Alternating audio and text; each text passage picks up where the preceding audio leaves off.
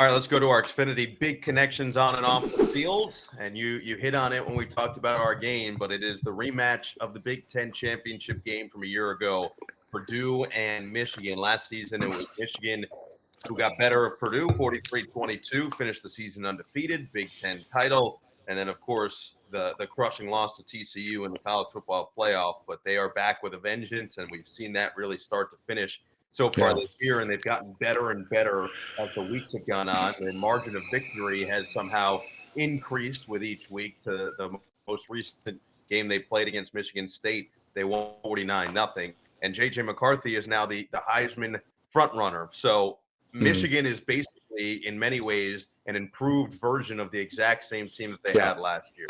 And then on the other side, you've got Purdue with first-year head coach Ryan Walters with a new quarterback. They've got some of the same pieces like Devin Mockabee and some of their receivers on the outside and a couple of their defensive players and stars in particular, but a different team, a different feel. And so it feels like two teams, again, that are trending in different directions. But if Ryan Walters wants a statement in year number one, he's got his chance right here.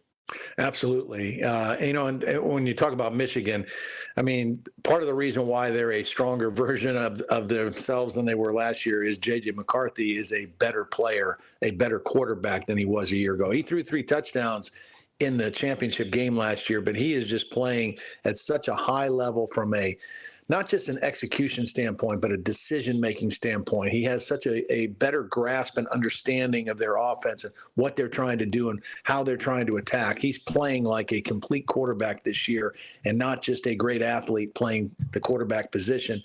And it's interesting, last year when they played in the championship game and the Ohio State game before that, Blake Corum was hurt. And Donovan Edwards had to really step up and be the main guy, and he certainly did. 185 yards rushing and a touchdown in that championship game. We haven't seen him get those kind of numbers so far this year. He hasn't had a breakout game. He hasn't had a lot of big explosive runs, but he is certainly capable of that happening at any time too.